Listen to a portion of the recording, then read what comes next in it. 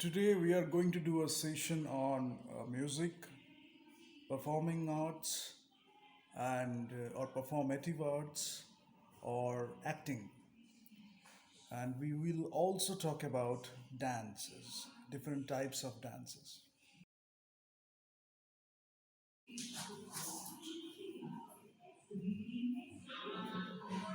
Welcome to Aron. Today we are having a discussion on music, performance arts, and acting. তো acting এর সাথে সাথে আমরা ড্যান্সটাও একটু জুড়ে দেবো আর বিভিন্ন যা পারফর্মিং আর্টস আছে সেটার সাথে কিভাবে আমরা বিভিন্ন ফর্মকে একসাথে ভাঙতে পারি এবং নতুন ফর্ম করতে পারি সেটা হচ্ছে আমার মেন পারপাস। তাহলে আমার পারপাস যেটা হবে সেটা একটা হবে হচ্ছে এই যে মিউজিক, পারফর্মিং আর্টস এবং dance, acting, what ever it is, সেটার সোসাইটিতে কি কন্ট্রিবিউশন, সেই আবার হোলিস্টিক অ্যাপ্রোচ নিয়ে আমি কথা বলবো। সেকেন্ড হবে হচ্ছে এই যে ডিফারেন্ট ফর্মস, এটাকে সেপারেটলি না দেখে ফর্মসগুলোকে ভেঙে আমরা নতুন ফর্ম তৈরি করতে পারি। ফর এক্সাম্পল, আমি হালকা হালকা করে একটু উপরে বলে দিচ্ছি, পরে আমি ডিটেলে মানে বেসিক ফিচার্সগুলো নিয়ে ডিসকাশন করছি। প্রচুর vast subject, like any other subject, কিন্তু এই বেসিকগুলো বা ফান্ডামেন্টাল জিনিসগুলো যদি লোকে বোঝে তাহলে আমার মনে হয় ফর্মটাকে ভাঙতে সুবিধা হবে। এবার এখানে আরেকটা ব্যাপার আছে, ফর্মটা ভাঙা তো হলো, সেটাকে এক্সপ্রেস করাটা কিন্তু আরেকটু কমপ্লেক্স ব্যাপার। তো এই এক্সপ্রেস করাটার জন্য ব্লেন্ডিংটা খুব সুন্দরভাবে দরকার। ফর এক্সাম্পল, আমি জাস্ট একটু এক্সাম্পল দিই। ধরুন আমি একটা ড্যান্স দেখছি, ড্যান্সের মধ্যে মুভমেন্টের একটা ল্যাঙ্গুয়েজ আছে, তো এটা একটা ল্যাঙ্গুয়েজ অফ মুভমেন্ট।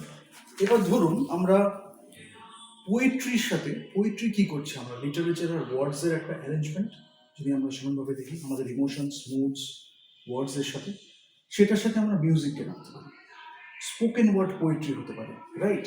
এবার পোয়েট্রির সাথে আমরা ড্যান্সকে ব্লেন্ড করতে পারি, ড্যান্সের সাথে আমরা মিউজিককে ব্লেন্ড করছি, পোয়েট্রি, ড্যান্স, মিউজিক একসাথে ব্লেন্ড করছি।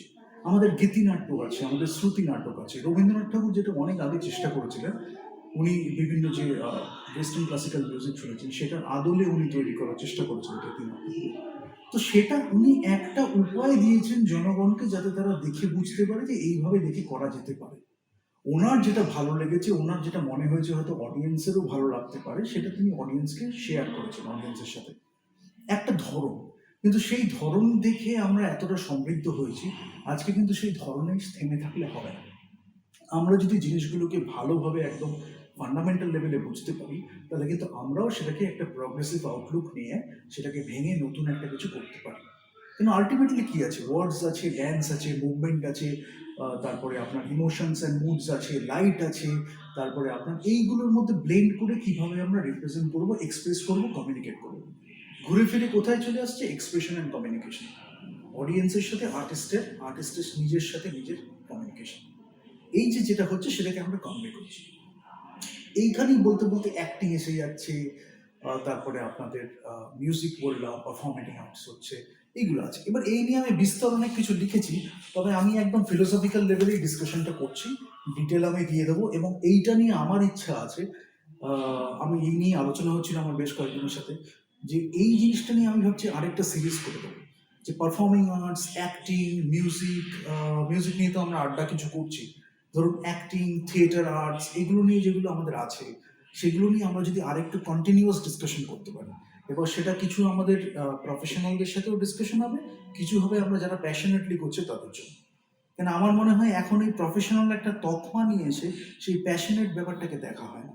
অনেকে হয়তো প্যাশনেটলি অ্যাক্টিং করতে চাইছে, সেটাকে মানে যে কালচারটা তৈরি হয়ে গেছে, এবং আমি জানি কোথা থেকে কালচারটা এসছে, সেই কালচারটাই ধরুন একজন কেউ প্যাশনেটলি করতে চাইছে, সেই প্যাশনটাকে দেখারই ক্ষমতা নেই, সেটাকে অ্যাসেসই করার ক্ষমতা নেই, জাস্ট একটা কিছু বলে দেওয়া হবে। প্রফেশনাল যে টার্মটা দেওয়া হয়েছে সেটা হচ্ছে কেউ হয়তো এতদিন ধরে কাজ করেছে তাকে বলা হবে প্রফেশনাল, বা কিছু একটা নিরিখে বলা হলো, কিন্তু তার যে নলেজটা আরো বেশি থাকতে পারে সেই জিনিসটা নিয়ে আজকে আলোচনা করা হচ্ছে না। ধরুন এই প্রসঙ্গে আমি একটা কথা বলতে পারি, একটা চল আপনারা শুনে থাকবেন যে এটা বলা হয়েই থাকে, যে তুমি যদি এটা করতে চাও তাহলে তোমাকে এই ধাপে ধাপে করতে হবে, আগে তুমি এটা করো তারপরে এটা করবে। একদমই দরকার নেই, ওই ধারণাটাই ভুল, ওটাকে ছুঁড়ে ফেলে দিন ধারণাটাকে। ওইসব দিন চলে গেছে, ওইসব দিন কোনো ছিল না। ওটার যেটা দরকার ছিল অ্যাপ্রেন্টিস বা গুরু শিষ্য পরম্পরায় একটা, সেটার কারণ ছিল, যেটা হওয়া ছিল সেখানে শেখার একটা ব্যাপার ছিল।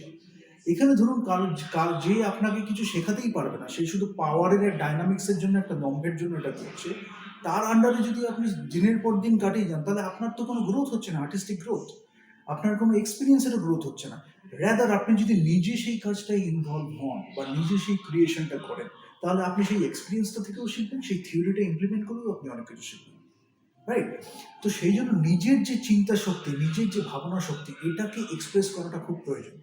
হয়তো শুরুতে ভুল হলো, তার জন্য হয়তো কেউ একজন গাইড করে সেটাকে ঠিক করলো, কিন্তু তার মানে কিন্তু এটা দাসত্ব প্রথার কোনো ব্যাপার নেই যে তুমি আগে দাস থাকো তারপরে তুমি আস্তে আস্তে করবে। এই যে চলগুলো কয়েকটা সোসাইটিতে ছড়িয়ে দেওয়া হচ্ছে, এগুলো থেকে আস্তে আস্তে বেরিয়ে আসুন। আপনি যদি নিজেই নিজের চেষ্টায় অনেকটা অলরেডি জেনে থাকেন, তাহলে আপনাকে কারো দাস হওয়ার কোনো দরকার নেই।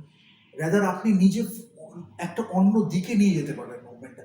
এবং আমি একটা কথা আপনাকে বলছি, ইন্ডিয়ার নিরিখে এটা বেশি হয়, কেন বাইরে তো তারা অনেকটা ওপেন মাইন্ডেডলি দেখে।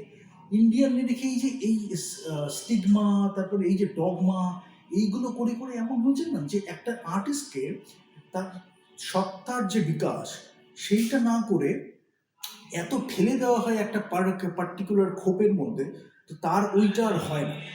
ওই জন্য আমাদের এখন দরকার যে আপনি যদি আর্টিস্ট হন, আপনার যদি কম বয়সে হোক, তাহলেও আপনি নিজের দায়িত্ব নিয়ে সুন্দর করে আর্ট করুন, সেটা থেকে আপনি অনেক কিছু শিখবেন। দাসী যে হয়ে আপনাকে বারবার উঠতে হবে, সেটা যারা জানে না তারা হয়তো তার থেকে শিখবে। আপনি যদি তার থেকে অলরেডি বেশি জানেন এবং আপনি যদি কনফিডেন্ট হন, আপনি যদি নিজে দেখেও বুঝতে পারেন, হয়তো আপনি তাকে ট্রাই করলেন, তাকে সেই সুযোগটা দিলেন যে আপনাকে সে গাইড করতে পারলো বা আপনাকে হয়তো টিচ করতে পারলো, সেই যদি সেটাতে অক্ষম হয়, জাস্ট তার কথার প্রসঙ্গে আপনাকে তার মধ্যে দাস হয়ে থাকার কোনো ব্যাপার নেই। এবং ইন্ডিয়ার সমাজের ক্ষেত্রে আমি বলি, যারা যারা আজকে বড় হয়েছে বা ডিফারেন্ট কিছু করেছে, যাদের আজকে আমরা মহান মহান বলে সম্মান করছি, তারা কিন্তু সেই পথেই এগিয়েছে। তারা অসম্মান করছে আমি বলছি না, তারা সবার থেকে শিখেছে, কিন্তু ওই যে নিজের আউটলুকটা তারা একদম অথেন্টিক্যালি অনেস্টলি কমিউনিকেট করেছে। হয়তো নিজে তারা একটা ফর্ম তৈরি করেছে, নিজের একটা সিগনেচার স্টাইল তৈরি করেছে। তো সেটার জন্য আপনাকে প্রথমে নিজেকে জানতে হবে, আপনার যে কাজের ধরন সেটাকে জানতে হবে, আপনার কাজের এর মধ্যে কোনো লিমিটেশন নেই, আপনি ডিফারেন্ট ফর্মকে এক্সপ্লোর করছেন, আপনি ডিফারেন্ট ওয়েজকে এক্সপ্লোর করছেন, আপনি ডিফারেন্ট জনরাকে এক্সপ্লোর করছেন, রাইট? তো কোনো মিউজিকই আপনি খারাপ বলছেন না, আপনি ডিফারেন্ট জনরে ঢুকে দেখছেন আপনি কীভাবে কন্ট্রিবিউট করতে পারেন। এই মানসিকতাটা নিয়ে আমাদের আজকে আর্ট করতে হবে, এবং তার জন্য বোঝাটা খুব দরকার। যেখানে অনেকে ফেল করে যায়, সেই বুঝতে হবে। বুঝলে কি হবে, আমরা আরো বেশি ভালো করে ভাঙতে পারবো।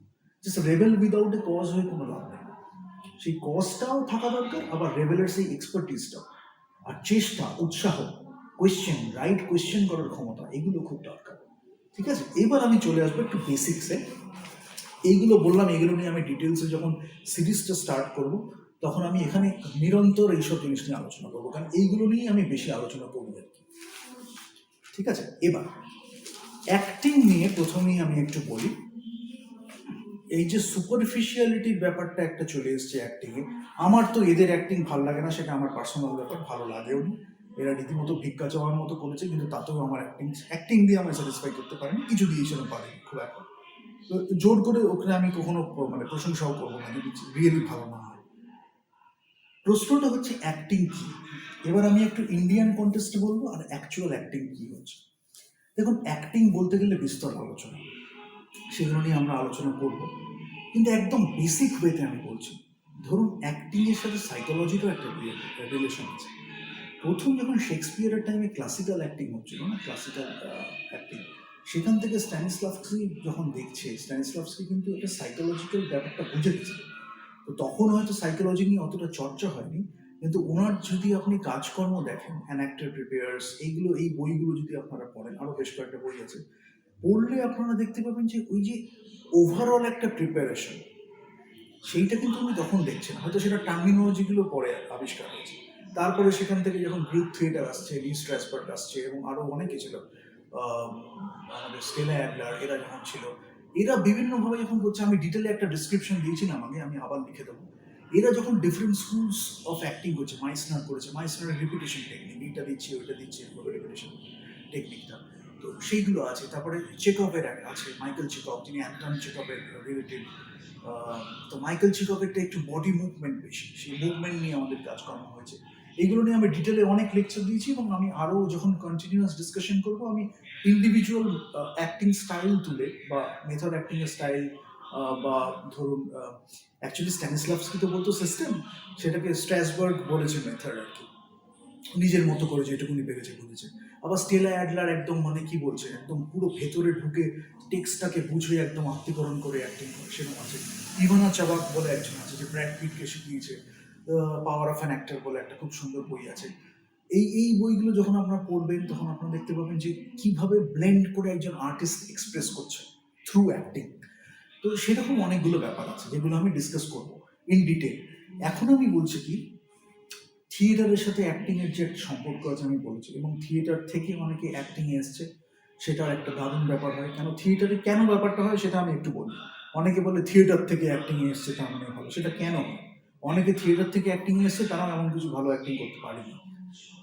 থিয়েটার থেকে কি হচ্ছে, এই যে আমি আগে আলোচনা করেছিলাম, টেক্সটটা যখন আপনি পড়ছেন, ফর এক্সাম্পল শেক্সপিয়ার নিলাম, শেক্সপিয়ার যদি আপনি পড়েন, সেই টেক্সটটাকে যখন আপনি লিখছেন, অডিয়েন্সের যে অডিয়েন্স বলছে ক্যারেক্টারের যে ডায়ালগ, আপনি সেই ডায়ালগটা বুঝে ক্যারেক্টারের সাথে একটা এমপ্যাথি নিয়ে, সেটা হিরো হোক বা ভিলেন হোক, সেটাকে বুঝেই যে ডায়ালগটাকে আপনি এক্সপ্রেস করছেন, এই জিনিসগুলো কিন্তু for the sake of art বা ফর দ্য সেক অফ অ্যাক্টিংটা থিয়েটারে একটু বেশি।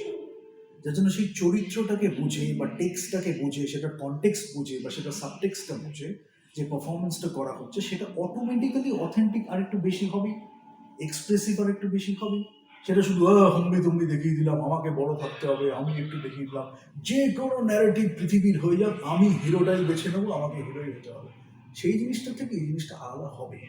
এখন এখানে আমরা ক্যারেক্টারটাকে, প্লটটাকে, ন্যারেটিভটাকে, এটাকেও রেসপেক্ট করছি। তার সাথে সাথে অ্যাক্টাররা আসছে অ্যাজ অ্যান ইনস্ট্রুমেন্ট, অ্যাক্টাররা আসছে এক্সপ্রেস করছে সেই জায়গাটা।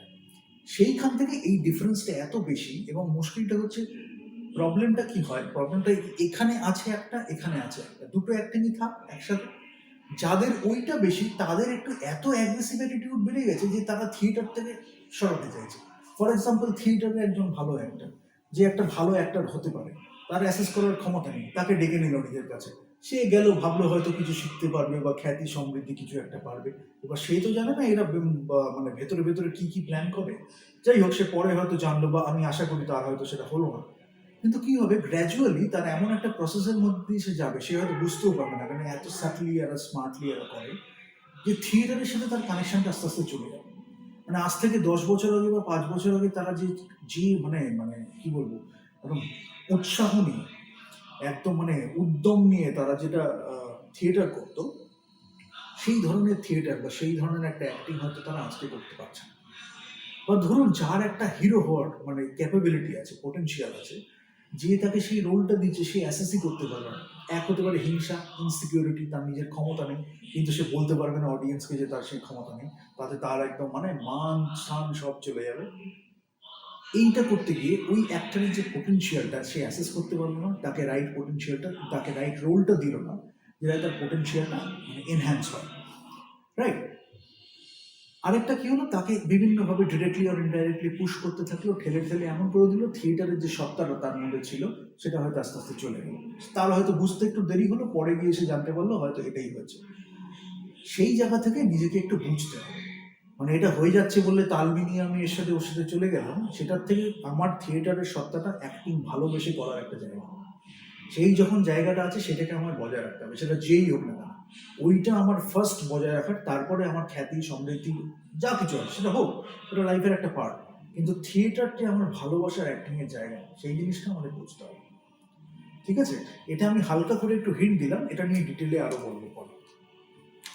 তো ইস্টার্ন থিয়েটার, ওয়েস্টার্ন থিয়েটার, এখানে বিভিন্ন রকম হয়। আমরা যদি সাধারণীকরণ পড়ি, ইউনিটি অফ ইমপ্রেশন পড়ি, রাসা থিওরি পড়ি, ভাব থিওরি পড়ি, এগুলো পড়লে এখানে আমাদের ইন্ডিয়াতে সংস্কৃত থিয়েটার বা ইন্ডিয়াতে ক্লাসিক্যাল থিয়েটার প্রচুর কাজকর্ম আছে। ডিফারেন্ট ধরন ছিল, অভিব্যক্তি হয়তো ডিফারেন্ট ছিল, সেটা থেকে যখন ওয়েস্টার্ন কালচারে এরা যখন পড়েছে, তার হয়তো অভিব্যক্তির ধরনটা একটু ডিফারেন্ট, বা একে অপরের থেকে প্রচুর শেখার আছে। কারণ আলটিমেটলি কি করছে, আমি যেটা বললাম, আর্টিস্ট এক্সপ্রেস করছে, সেটা অ্যাক্টিংই হোক বা মিউজিকই হোক বা পারফর্মিং আর্টস, অন্য কোনো পারফর্মিং আর্টসে হোক। ঠিক আছে, এই জিনিসগুলো আমাদের দেখতে হবে। আচ্ছা, এবার অ্যাক্টিংয়েও কিন্তু এই যে হারমোনি, কাউন্টার পয়েন্ট, ক্যামেরাডারি যেটা হয় থিয়েটারে, একটা যেটা খুব ভালো হয়, আমাদের গ্রুপের যে বন্ডিং, ব্রাদারহুড বলি, বা একসাথে একটা গ্রুপের মধ্যে সব ছেলেমেয়েরা রয়েছি, সেক্সুয়ালিটি থাক না, সেটা অ্যাক্টিংয়ের একটা পার্ট, নোংরা নোংরা চোখে সেটাকে দেখানো হচ্ছে না, সে গ্রুপ থিয়েটারে হতো, অনেক জায়গা থেকে হচ্ছে, সেটা হোক, সেটা নিয়ে কথা বলারও কোনো দরকার নেই, সেটা আর্টিস্টিক প্রসেসের একটা পার্ট, অ্যাক্টিং প্রসেসের একটা পার্ট। সেটা নিয়ে যারা কথা বলছে তাদের মনটা হচ্ছে সংকীর্ণ, এবং আমি জানি কারা কথা বলে কারা কথা বলতে পারে। ওটার কোনো প্রসঙ্গই আসছে না, কিন্তু তারা জোর করে সেই প্রসঙ্গটা টেনে আনবে, তার কারণ তাদের মাথায় ওটাই রয়েছে। ঠিক আছে, প্রসেস কিছু থাকে টু বি অ্যান অ্যাক্টর। কোনোটা কি ভালো বা বাজে বলে আমি বলছি না। মনটাকে উদার করে এক্সপ্রেশনটার উপরে বেশি আমাদের জোর দিতে হবে। এক্সপ্রেশনটা হচ্ছে আমাদের প্রাইমারি কনসেপ্ট, বাদ বাকিগুলো হচ্ছে আমাদের প্রসেস। সেটা ভালো বা খারাপ কিছু না, আমার অ্যাক্টিংকে যদি সমৃদ্ধ করতে পারে দ্যাট ইজ গুড। ঠিক আছে, এনথুজিয়াজম যেটা থিয়েটারে অ্যাক্টিং এর ক্ষেত্রে একটু বেশি থাকে, সেটা খুব ভালো জিনিস। এবং just to express honestly express করার যে একটা আগ্রহ বা উৎসাহ, এটা কিন্তু থিয়েটারে আমাদের বেশি থাকে, কারণ আমাদের স্কোপটা অনেক বেশি থাকে। অডিয়েন্স সেই অ্যাক্টিংটাকে প্রাধান্য দিচ্ছে, নট দি স্টারডামটাকে প্রাধান্য দিচ্ছে, নট যে এই এত খ্যাতি হয়ে গেছে প্রাধান্য দিচ্ছে। অ্যাক্টিংটাকে দেখে অডিয়েন্স উপভোগ করছে, পারফরমেন্সটা দেখে অডিয়েন্স উপভোগ করছে। সেইখানে আর্টিস্টেরও অনেক কিছু দেওয়ার থাকে, সেই যখন পাচ্ছে একটা টু ওয়ে কমিউনিকেশন হচ্ছে, আর অডিয়েন্স তাকে দিচ্ছে একটা এনার্জি, সেও অডিয়েন্সকে একটা এনার্জি দিচ্ছে। এই যে সমৃদ্ধ হচ্ছে একটা টু ওয়ে কমিউনিকেশনে, এইটা অ্যাক্টিংকে অনেকটা সমৃদ্ধ করে। হতেই হবে এমন কোনো কথা নেই, যদি হয় এটার একটা সিগনিফিকেন্স আছে। ঠিক আছে, এবার কি হচ্ছে আজকে আমি বলি, এই যে ইনস্ট্যান্ট গ্র্যাটিফিকেশন চলে এসছে। ইনস্ট্যান্ট গ্র্যাটিফিকেশন মানে ধরুন আপনার এত ডিস্ট্রাকশন দিয়ে দেওয়া হয়েছে সমাজে, বা আপনার মিডিয়াতে এত ডিস্ট্রাকশন দিয়ে দেওয়া হয়েছে, যে ইনস্ট্যান্ট গ্র্যাটিফিকেশনের দিকে মানুষ এত টার্ন করছে, যে ওই যে মাইন্ডফুলনেস হয়ে একটু অ্যাক্টিং করবে, ওই মোমেন্টের মধ্যে যে থাকবে, অ্যাক্টিং করবে, নিজের ইমোশনসগুলোকে অবজার্ভ করবে, এক্সপ্রেস করবে, সেই জিনিসটা থেকে যেন লোকে একটু দূরে সরে যাচ্ছে। সব কিছু একটা সুপারফিশিয়াল কারণে হচ্ছে। কিন্তু ভালো অ্যাক্টিং করতে গেলে তো আমাদের সেই অবজার্ভ করতে হবে মোমেন্টটাকে, মোমেন্টের মধ্যে প্রেজেন্সটা থাকতে হবে। এটা না হলে আর ভালো অ্যাক্টিং কি করে হবে, তাই না? সেই জিনিসগুলো জানতে হবে। ঠিক আছে, এটা বললাম। এটা এই যে ইনহেরেন্ট একটা engagement with the performance, involvement and engagement with the performance, artist এবং অডিয়েন্সের যে একটা ইনভলভমেন্ট আর এঙ্গেজমেন্ট, যেটাকে আমরা ইউনিটি অফ ইমপ্রেশন অনেক সময় বলতে পারি, that is the effect we are desiring, unity of impression যেগুলো হয় সাধারণীকরণও বলতে পারি আমরা। তো এই জিনিসগুলো পারফরমেন্সের ক্ষেত্রে একটা বড় ভূমিকা প্লে করে আর কি। ঠিক আছে, এবার performer respect for the audience, অডিয়েন্সের যে পারফর্মারের প্রতি রেসপেক্ট আছে সেটা একটা এনার্জি দিচ্ছে, এবং অডিয়েন্সের প্রতিও পারফর্মারের যে একটা রেসপেক্ট আছে সেটাও একটা হচ্ছে। মুখে বলতে হবে না, যেমন আমি বলছি, একজন এসে আপনাকে বললো আমি অডিয়েন্সকে রেসপেক্ট করি, সেই যদি সেটাকে সত্যিই রেসপেক্ট করে, তাকে একটা মুখে ওয়ার্ডের কোনো বলার দরকারই নেই, তার অঙ্গভঙ্গি, তার বিহেভিয়ার সব কিছুতেই দেখা যাবে যে সে অডিয়েন্সকে রেসপেক্ট করে কিনা। অডিয়েন্স যখন তাকে, যখন যাচ্ছে এই যাত্রাটাকে বা একটা অ্যাক্টিংকে যখন ভালোভাবে থিয়েটারে দেখতে যাচ্ছে, তখন সে রেসপেক্ট করেই যাচ্ছে, নাহলে সে টাইম দেবে কেন, তাই না? তো দুই তরফা একটা রেসপেক্ট আছে, এবং যদি নাও থাকে তাহলে আমরা রেসপেক্টটাকে আর্ন করতে পারি। নট যে আমি স্টারডাম হয়ে গেলাম, তুমি জোর করে আমার সিনেমা দেখো, তুমি যে ভালোবাসা সম্মান নামায় দিলে সেটাকে নিয়ে আমি খেলা করবো, সেই জিনিসটা আমি বলছি না। আর্টের প্রতি একটা রেসপেক্ট, আর্ট ফর আর্ট সেক বলতে পারি, বা অ্যাক্টিং ফর অ্যাক্টিং সেক। ঠিক আছে, এইটা হচ্ছে ভালোভাবে হয় থিয়েটারে, এবং সেখান থেকে যারা সেইভাবে অ্যাক্টিং নিয়ে চর্চা করছে। এবং থিয়েটার অ্যাক্টিং মানে আপনি থিয়েটার করেছেন এরকম কিন্তু আমি বলছি না, থিয়েটারের যে রসবোধ সেইটাকে মানে বোঝা, সেটাকে অ্যাক্টিংয়ে রিফ্লেক্ট করা। থিয়েটারে বেশি হচ্ছে সেটার কিছু না, যেমন বার্গম্যান আমাদের থিয়েটার থেকে এসেছিলেন, প্রচুর থিয়েটার করেছেন, এবং অ্যাক্টিং যখন বার্গম্যানের সিনেমায় হচ্ছে, আমরা সেই অ্যাক্টিংটা ফিল্ম অ্যাক্টিংয়ের রিপ্রেজেন্টেশনটা পাচ্ছি, আলটিমেটলি এক্সপ্রেশন। এরকম আমাদের ইন্ডিয়াতেও প্রচুর লোক আছে।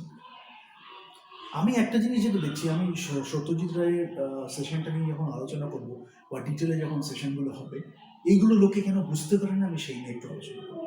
মানে একজন ভালো ডিরেক্টরের যেটা গুণ থাকে, এবং আমি নিজেও প্রচুর কাজ করেছি যার জন্য আমি খুব ভালোভাবে জানি এবং রিলেট করতে পারি। একজন মানুষ যদি আমার সামনে আসে, তাকে যে সেই যদি এই রোলটাকে ফিট করে একদম পারফেক্টলি, তাহলে আমি তাকে দিয়ে সেই অ্যাক্টিংটা করিয়ে নিতে পারবো। সে প্রফেশনাল অ্যাক্টর হোক বা নন প্রফেশনাল অ্যাক্টর হোক, সেটার দায়িত্ব আমার। কিন্তু একে অমুক হতে হবে তাহলেই আমি তাকে নিয়ে অ্যাক্টিং করবো, এইটা কিন্তু একটা ভালো ডিরেক্টর বা যে রিয়েলি মানে অ্যাক্টিং এর জন্য অ্যাক্টিং করছে বা কাজের জন্য কাজ করছে, তারা কিন্তু এটা বলে না। সেই জিনিসটা আজকে একটু কমে গেছে। আমার প্রশ্ন হচ্ছে, বাংলাতে এটা খুব বেশি ছিল, বাংলাতে এটা এত বেশি ছিল, সেখানে আজকে বাংলাতে অনেকটা কমে গেছে। একে প্রফেশনাল অ্যাক্টরই হতে হবে এরকম কোনো কথা নেই, এই ক্যারেক্টারটাই এ ফিট করে। এই ন্যারেটিভটাই এই ক্যারেক্টারটার ফিট করছে কিনা, সেইটা যতটা সে ক্লোজ হবে তত আমরা তাকে দিয়ে বাকিটা করিয়ে নিতে পারি। সেটাই তো ডিরেক্টরের কাজ। নাহলে তুমি নামের জন্য একটা ডিরেক্টর হলে, তুমি নামের জন্য একটা অ্যাক্টর হলে, আমি কোনো তার মধ্যে সিনার্জি পাচ্ছি না, আমি তার মধ্যে কোনো রিলেশনশিপ পাচ্ছি না, তার যে এফেক্টটা সেটা আমি পাচ্ছি না, তাহলে সেটা কী সিনেমা হলো বা কী পারফরমেন্স হবে? আমরা যে সিনেমা ভালো লেগেছে আমাদের আজ তা সেখানে আমরা দেখতে পাচ্ছি যে সেই রিলেশনশিপটা, তাই না? কেন হয় না আজকে? সেটা পাওয়ারের একটা অযথা অনাবশ্যক একটা দ্বন্দ্ব, একটা এই যে তুমি ডিরেক্টর বলে তোমায় আমার নিচে থাকতে হবে, তোমায় ডেকে আমি আমার মতো একটা ন্যারেটিভ পুশ করে দেবো, তোমার মতো একটা ভাড়াটে রাইটারকে আমি করে আমার নিজের, আগেকার দিনে সেই রাজা যেমন সেই ছবি আঁকতো পেন্টিং করে, তাতেও তারা একটা রেসপেক্ট দিত, এদের সেটাও নেই। ভাড়াটে রাইটার নিয়ে নিল, একটা ভাড়াটে ডিরেক্টর নিয়ে নিল, আলটিমেটলি কী করছে, আমি আমার ন্যারেটিভটাকে পুশ করছি, একটা প্রমোশনাল টুল হয়ে গেছে সিনেমা। সেইখানে গিয়ে আর ওই রেসপেক্টটাই নেই শিল্পের প্রতি। সেটা যদি নাই থাকে তাহলে আপনি অ্যাক্টিংটা করবেন কি? আপনার মোটিভেশনটাও অনেক সময় কমে যাবে। এগুলো নিয়ে আমাদের কথা বলার সময় এসে গেছে। ন্যাচারালিজম, সিম্বলিজম নিয়ে ডিটেলে আলোচনা করবো, অ্যাক্টিংয়ের একটা বড় পার্ট। সেমিওটিক্স আর সিম্বলিজম তো মানে আমাদের হিউম্যান সাইকির সাথে ইনহেরেন্টলি রিলেটেড। তো সেইখানে আমাদের নন ভার্বাল বডি ল্যাঙ্গুয়েজে যত আমরা বোঝাবো সেটা একটা দারুণ, মানে আমি সবসময় অ্যাজ এ ডিরেক্টর বলি বা অ্যাজ এন আর্টিস্ট বলি, আমি সবসময় প্রেফার করি নন ভার্বালটা বেশি। কেন টেক্সটের মধ্যে অত ওই বলে না আমাদের কি বলবো ওটাকে, সাকসেন্ট হতে হয় খুব, মানে শেক্সপিয়ার যেটাকে বলতো brevity is the soul of a wit, ব্রেভিটিটা খুব জানাটা দরকার। এই যে কত এইটুকুনি কথা বললে সেটাকে যদি আমি ছেড়ে দিই, সেটার এফেক্টটা অনেক সময়, সাইলেন্সের এফেক্টটা অনেক সময় কথা ভরভর করে বলে যাতে বেশি। এই যে এইটুকুনি আমি কথা বললাম এই প্রসঙ্গে, অডিয়েন্স বাকিটা নিয়ে ভাবলো। সে আগের দিন যেটা বলছিলাম, এই যে গ্যাপটা হলো সেটার একটা সাইকোলজিক্যাল এফেক্ট। এই জিনিসগুলো কোথায় কি ইউজ করতে হয় জানানো খুব প্রয়োজন। একটা মুভমেন্ট আমি করলাম, তার সাথে সাথে একটা সাইলেন্সও দিলাম, সেইটা দুটো মিলিয়েই হচ্ছে পারফরমেন্সটা সমৃদ্ধ হচ্ছে। মিউজিকে যেটাকে আমরা সিনকোপেশন বলি, ঠিক আছে, সবসময় নোট না, নোট প্লাস সাইলেন্স মিলে হচ্ছে আমাদের মিউজিকটা সমৃদ্ধ হচ্ছে। এইগুলো জানতে হবে। এটা বললাম। এবার performance tax them closer to their true self. হ্যাঁ, অ্যাকচুয়াল যারা অ্যাক্টিংগুলো করে, এবং বাইরে আমরা প্রচুর দেখেছি, আজকে চ্যাপলিনকেও আমরা দেখি, তো অ্যাক্টিং যখন এরা এক্সপ্রেস করছে তখন মানুষ হিসাবেও একটা গ্রোথ হয়, এবং এদের ট্রু সেলফের কাছে আস্তে আস্তে নিয়ে যাচ্ছে। হয়তো আমি আপনাকে একটা এক্সাম্পল দিই, এই জন্য ডিরেক্টরের ভূমিকাটা আরো বেশি, একজন রিয়েল ডিরেক্টরের। কেন তিনি স্ক্রিপ্টটাকে যেমন দেখছেন কিভাবে এক্সপ্রেস করবেন, স্ক্রিপ্টটা যদি তিনি নিজেই লিখে থাকেন তাহলে তো তিনি একদম ব্যাক স্টোরি, ট্যারেন্টিনো যেটা করে এবং আমি নিজেও খুব করি, মানে ব্যাক স্টোরিটাই হয় এত মোটো এতগুলো কাগজ, ক্যারেক্টারটা হয়তো 2-3টে লাইন, কিন্তু আমি যেহেতু ব্যাক স্টোরিটা জানি বলে আমি জানি হাউ টু ডিরেক্ট। তো বিভিন্ন আমি বিভিন্ন জিনিস ট্রাই করেছি, তো বিভিন্ন সিচুয়েশনে বিভিন্ন জিনিস আর কি যখন আমরা করছি। এবার এই পারফরমেন্স ট্রু সেলফের থেকে কি নিয়ে যায়, ধরুন একটা রোল আছে, যেই রোলটার সাথে হয়তো ডিরেক্টর বুঝলো যে এই ছেলেটা ফিট করছে, এবং সেই জানে তাকে দিয়ে রোলটা করিয়ে নিতে পারবে, তার ইচ্ছা ছিল বা উৎসাহটা ছিল সেই ধরনের একটা রোল করার, কিন্তু সে হয়তো বুঝতে পারছিল না যে কিভাবে সে এক্সপ্রেস করবে। ডিরেক্টরের সাথে থেকে সেই যখন এটা আস্তে আস্তে শিখলো যে কিভাবে এক্সপ্রেস করবে, তখন সেই কিন্তু আস্তে আস্তে নিজের সম্বন্ধে অনেক কিছু জানতে পারে, এবং ডিরেক্টর ওই ইন দ্য প্রসেস যখন ওই সিনেমাটা বানাচ্ছে তখন সেই নিজের সম্বন্ধে অনেকটা সমৃদ্ধ হয় জানতে পারে। That should be the ideal process. কেন এইভাবেই আমরা এক্সপ্রেস করি, কমিউনিকেট করি এবং নিজেকে জানতে পারি, আরেকজন যে আমার সাথে কাজ করছে তার সাথে আমরা একসাথে সমৃদ্ধ হতে পারি। ঠিক আছে, এইগুলো ক্রিয়েটিভিটিতে জানাটা খুব প্রয়োজন, এবং সেটা তখনই হবে যখন আপনি আর্নেস্টলি খুব একটা স্টোরি টেল করছেন। স্টোরিটা যখন আপনি একদম আর্নেস্টলি বলছেন তখন আপনার ইনভলভমেন্টটাও অনেক বেশি হয়। আপনি যদি শুরুতেই দায়ের সাথে থাকেন তাহলে আপনি সেই জায়গাটায় যেতেই পারবেন না, বা আপনার ইচ্ছাই থাকবে না। ঠিক আছে, এটা হলো। আচ্ছা, ফর্ম, কনটেক্সট, সাবটেক্সট নিয়ে বলবো, ফর্ম টাইপস এইসব নিয়ে বলবো। এবার আছি কয়েকটা হিন্টস দিয়ে, আমি শেক্সপিয়ারের যেটা ছিল থিয়েটার, সেখানে আমরা ক্লাসিক্যাল মেথডের অ্যাক্টিংটা করলাম। আচ্ছা, স্ট্যানিস্লাভস্কি এবং রাশিয়ান থিয়েটারে অনেকটা নিয়ে গেছিলো, যেটাকে আমাদের ফিজিক্যাল ইনভলভমেন্ট বা সাইকোলজিক্যাল ইনভলভমেন্ট, এইখানে স্ট্যানিস্লাভস্কি অনেকটা হেল্প করেছিল। ঠিক আছে, গ্রুপ থিয়েটার যখন হলিউড এলো, যেমন আমাদের Brando, James dean, Meryl Streep, এরা যখন এলো, তারপর রবার্ট লুইস ছিল, মেরিল স্ট্রিপের সাথে রবার্ট লুইসও অনেকটা ছিল ইনভলভ। তো এরা ছিল হচ্ছে তখন একদম মানে পায়োনিয়ার্স ইন অ্যাক্টিং, যারা এই হলিউডের সবাই এদের কাছে যেত, একসাথে স্টুডিওতে একসাথে অ্যাক্টিং করতো, এরকম ছিল। গ্রতস্কি হচ্ছে রবার্ট ব্রুকস, এর একটু ওই ব্রেকটিয়ান থিয়েটার, গ্রতস্কির সাথে একটা রিলেশন আছে। এবার রবার্ট ব্রুকস এরকম গ্রোটোস্কিটাকে ফলো করতো। এটা হলো প্রসেনিয়াম আর্ট, তাই এটাতে আমরা বলবো স্টেজ যখন আমরা বলবো। এবার লাইটিং মুড যে ক্রিয়েট করছে, লাইটিংয়ের একটা বড় ভূমিকা আছে থিয়েটারে, কারণ লাইটিংটা এমনভাবে হচ্ছে যে একটা মুড, কিয়ারস্কুরো আমরা যেটাকে বলছি, ঠিক আছে, লাইট অ্যান্ড শ্যাডো। তো তখন ওই স্টেজে যেটা তৈরি হচ্ছে সেখানে একটা মুড তৈরি হচ্ছে কিরকম ওরা লাইটিংটা করছে। ফিল্মের অ্যাক্টিংয়েও মানে লাইটের একটা বিশাল ভূমিকা। ডিফারেন্সটা কি? ডিফারেন্সটা আমি একটু হালকা করে বলি, আর ডিটেলে তো আবার সেই পরেই আলোচনা করবো ডিটেলে, এখন জাস্ট একটু বলছি।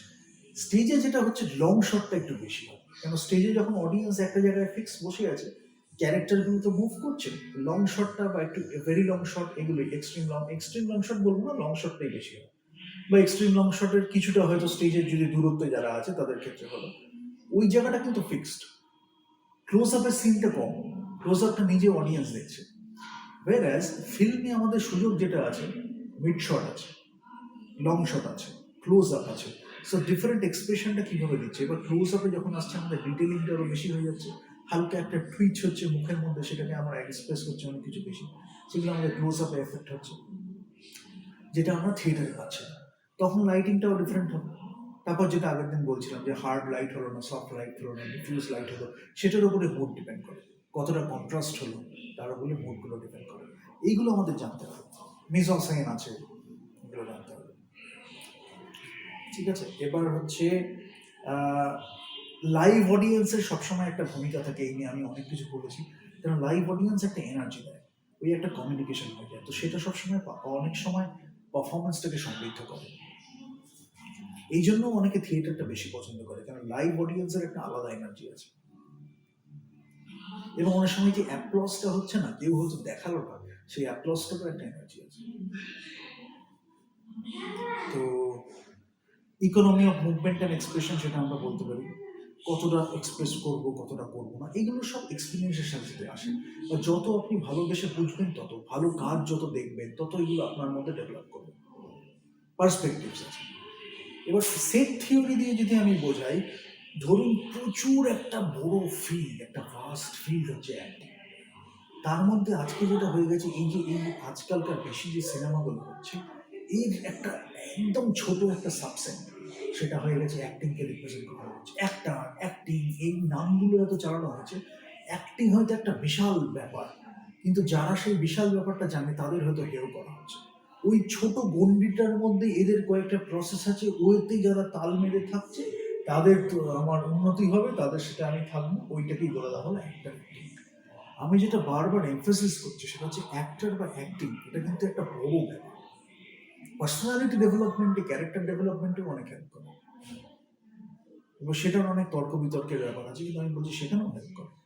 সেটার জন্য এটাকে বুঝতে হবে, ঠিক আছে। ওই ন্যারো ভাবে এটাকে করে আনলে কি হয়, ওই এক্সপ্রেশনটাও ন্যারো হয়ে যায়, তখন আপনি হয়তো আপনার উদ্দেশ্যই যদি হন আপনি এর থেকে বড় থাকবেন বা হম্বিতম্বি করে দেখাবেন, তাহলে অ্যাক্টিংটাও যখন আপনি করছেন তখন লোকেও বুঝতে পারে, আপনি হয়তো বুঝতে পারছেন না বা চাইছেন না যে আপনি হম্বিতম্বি করছেন, কিন্তু লোকে কিন্তু বুঝতে পারছে যে আপনি হম্বিতম্বি করছেন, ঠিক আছে।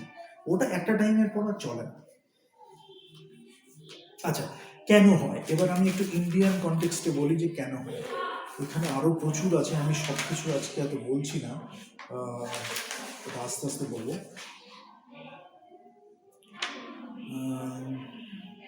অনেকের ক্ষেত্রে অ্যাক্টিংটা হয়ে গেছে নেশা, প্রমোশনাল টুল তো বললামই, অনেকের ক্ষেত্রে অ্যাক্টিংটা হয়ে গেছে নেশা। এবার নেশাটা হয়ে গেছে মানে পাগলের মতো নেশা আর কি, মানে সুস্থ নেশা। এখানে আমি একটু বলি সুস্থ সম্পর্ক, সুস্থ ও অসুস্থ সম্পর্ক কি বলছে। একটা আর্টিস্ট যে সবসময় একদম সুস্থ হবে সেটা কোনো কথা না, ডিসফাংশনাল হওয়াটাও একটা আর্টিস্টের একটা বড় পার্ট, কিন্তু কি হচ্ছে তার মধ্যেও তার একটা বোধ আছে যে সে এই জায়গাটায় মেনটেন করছে, সেইটাই যদি হারিয়ে যায়, মানে পুরোপুরি একটা পাগলের মতো নেশা, তখন কি সে কি করছে তোয়াক্কা করছে না, সে এখন পাগলের মতো থাকছে, খালি অডিয়েন্সের সাথে একজন পুরো সাইকোপ্যাথ হয়ে গেছে। ধরুন সেই অডিয়েন্সের সাথে এসে অ্যাক্টিং করে সে ভালো মানুষের কথা দেখাচ্ছে, কিন্তু অ্যাকচুয়ালি সে পুরো সাইকোপ্যাথ। সেটা যখন হয়ে যায় তখন সে নিজে না বুঝলে অন্য কাউকে সেটা বোঝানোটা খুব প্রয়োজন, নাহলে যে কি মুশকিল, কি বলবো। এবার দেখুন, সুস্থ সম্পর্কের কথা বললাম, নিজের সাথে নিজের সুস্থ সম্পর্ক, অন্যের সাথে সুস্থ সম্পর্ক, সমাজের সাথে সুস্থ সম্পর্ক, ক্রাফটের বা আর্টের সাথে সুস্থ সম্পর্ক, শিল্পের সাথে সুস্থ সম্পর্ক, এইগুলো যদি না থাকে তাহলে কি হবে। এই যে শিল্পী সত্তার সাথে যে সুস্থ সম্পর্ক। এবার ধরুন এদের মেন্টালিটি যদি এরকম থাকে, কিছু লোক আছে তাদের আপনারা অ্যাকচুয়ালি চেনেন না বলে মতো আছে, আপনি প্রচুর ভালোবাসা বা সম্মান দেবেন, বা ধরুন অ্যাজ আ ডিরেক্টর আপনি প্রচুর গাইডেন্স দেবেন, কিন্তু সেটা জানেই না সেটাকে কিভাবে গ্রহণ করবে। তারা সবসময় তাড়াতাড়ি আছে কিভাবে ইউজ করবে। আপনি ভালো ডিরেক্টর হলে আপনাকে ইউজ করে কিভাবে নিজের স্টেপলার লেখাটাই হবে। আপনি যদি ভালো একটা লোক হন তাহলে আপনার থেকে কিভাবে ইউজ করবে, কতক্ষণ ইউজ করবে, এক্সপ্লয়েট করবে, মানে মাইন্ডসেটটাই হচ্ছে সেটা। তার মধ্যে যে একটা একটু সুস্থ সম্পর্ক হতে পারে দুটো মানুষের মধ্যে, সেই ব্যাপারটা থেকেই অনেকটা শুরু। আগেই হিরো হবো, আগেই হিরোইন হবো, এরকম সব বেশি বুঝে আছে। আবার হিরোইন নাম শুনলে অনেকে আবার অন্য কিছু ভাবতে শুরু করে, এই চলটাও আছে। হিরো না হলে যেন একটা অপমান হয়।